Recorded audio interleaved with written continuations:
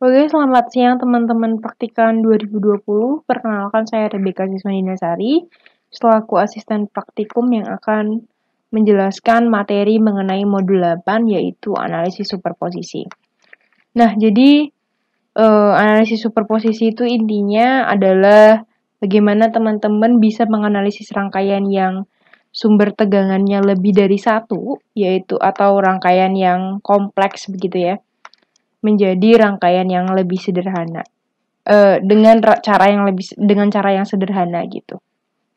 Nah, jadi langsung aja ke prosedur percobaan untuk mempersingkat waktu. Mungkin teman-teman nanti bisa baca teorinya sendiri ya.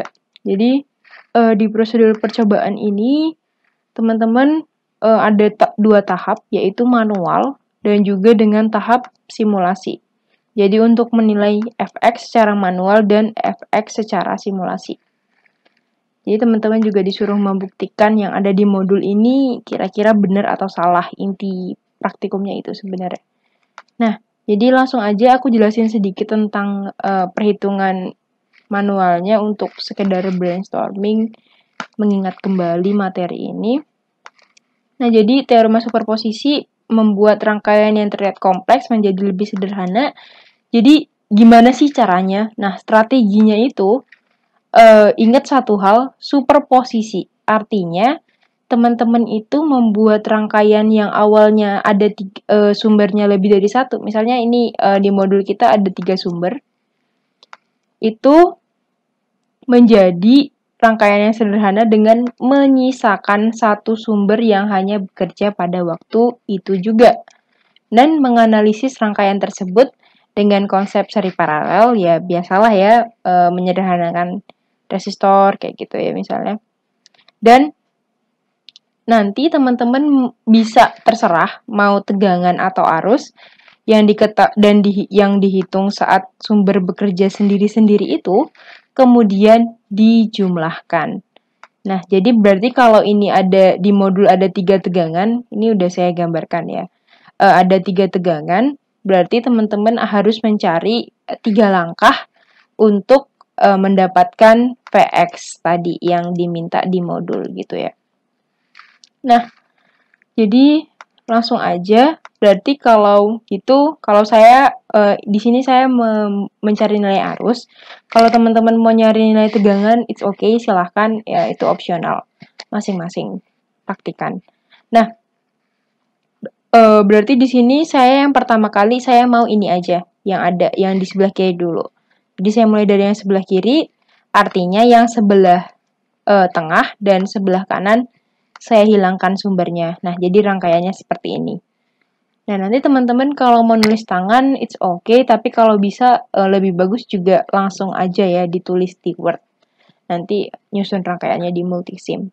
Nah, jadi langsung aja yang ini untuk mencari nilai I1. Ini saya menggambarkan dengan I1, di mana posisi dia di sini ya. Sesuai dengan modul. Di ketika R-nya 1 ohm. Nah, jadi berarti ini disederhanakan dulu rangkaiannya. Ini diparalelkan, berarti R paralelnya berapa? Ya, 1/5 tambah 1/2, kemudian dibalik jadi 10/7. Nah, kemudian selanjutnya, tadi kan ini 10/7. Nah, 10/7 berarti kan tadi dia di sini ya, 10/7-nya. Nah, ini kan tinggal diserikan. Berarti 3 tambah 1 tambah 10/7. Nah, ini 3 tambah 1, 4, ditambah 10/7. Berarti dapatlah R totalnya 38/7. Nah, ini mungkin udah gampang lah ya kan, dari SD juga udah belajar ini kayaknya. Kemudian, untuk nyari I1-nya, berarti ya udah tinggal pakai rumus biasa, I sama dengan V per R. Nah, nilai V-nya berapa? Nah, V yang tinggal tadi kan kita bikin sumbernya 4 volt ya, seperti di modul. Nah, R-nya tentunya R total yang udah kita dapatkan dari menyederhanakan rangkaian ini, yaitu 38/7 tadi.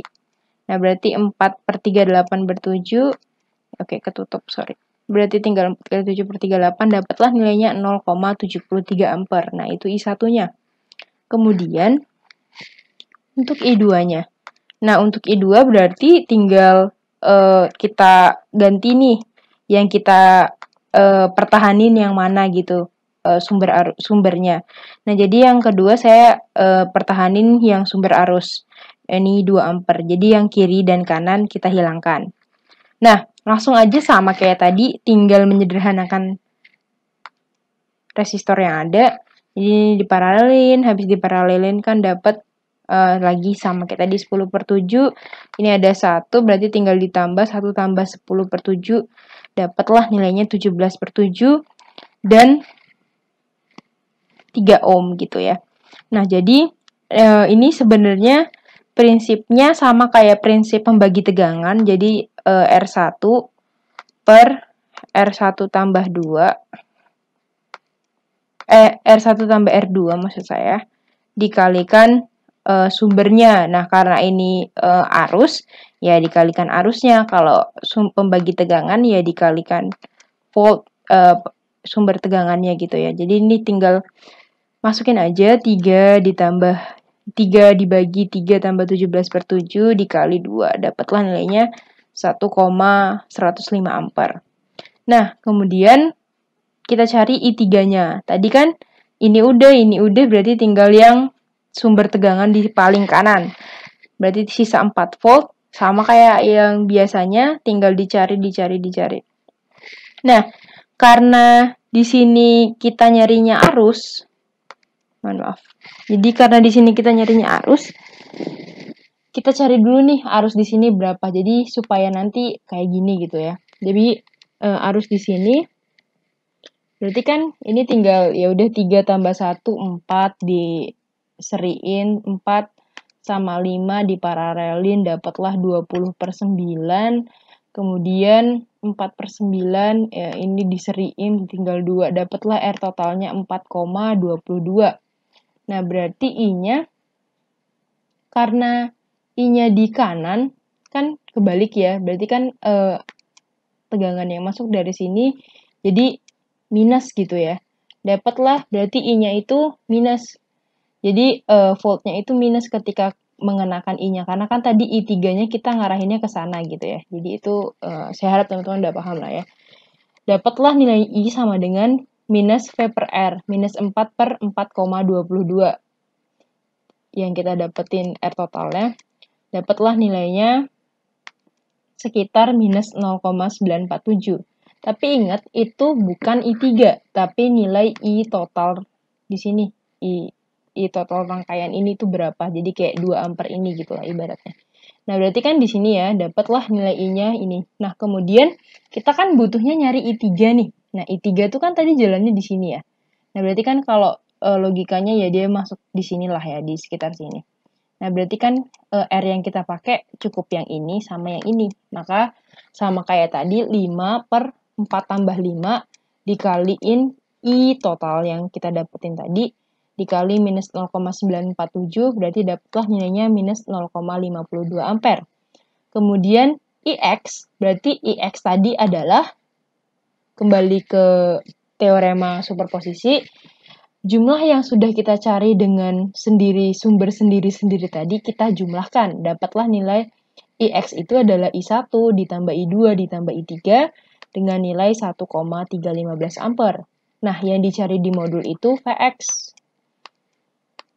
Jadi dapatlah nilai Vx sama dengan IX kali R, dapatlah nilai 1,315 volt. Nah, kenapa ini R-nya 1 gitu ya? Karena kan tadi kita memposisikan I3 di sini ya, sesuai di modul di 1 ohm. Jadi R-nya berarti 1. Nah, bukan I3 aja, I2, I1-nya juga. Jadi R-nya 1, dapatlah 1,315 volt. Nah, ini coba kita buktiin nih, pakai multisim. Nah, jadi kita buktiin, dihapus dulu. Nah, kita buktiin yang nilainya, ini udah saya bikin. Nah, yang kita bikin yang ini ya. Jadi, di sini kelihatan bahwa 133. Oke, udah ya.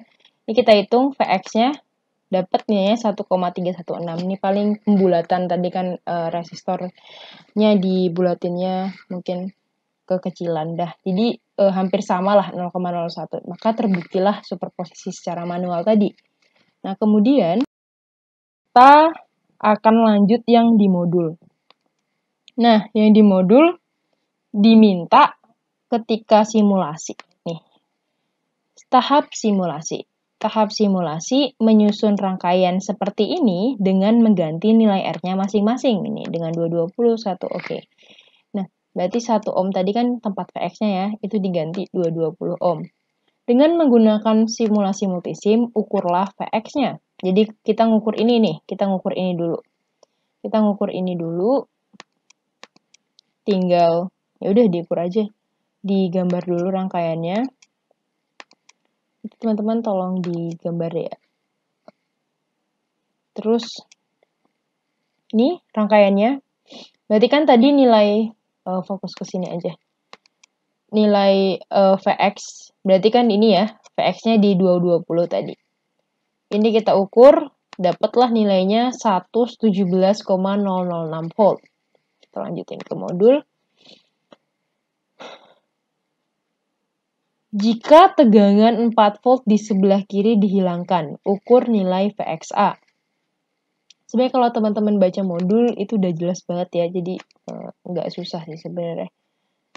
Jadi ini sebenarnya boleh terserah mau dijadiin 0 volt atau mau dihilangin sumber arusnya terus disatuin kabelnya, itu juga it's okay. Tapi kan kalau 0 volt berarti juga nggak ada tegangan yang lewat ya, nggak ada tegangannya gitu. Jadi berarti ini dihilangkan, yang kiri dihilangkan, itu adalah Fxa. Jadi ini kita Fxa gitu ya, tadi ini Fx-nya. Nah, kita lihat hasilnya 115,946. Nah, kemudian jika tegangan 4 volt di sebelah kanan dihilangkan, ukur Vxb. Berarti yang ini dihilangin. Nah, ini saya bikin 0 volt. It's okay kalau mau langsung dihapus. Nah, berarti ini langsung coba kita ukur Fxb-nya berapa. Berarti ini tadi B. Dapat 117,652.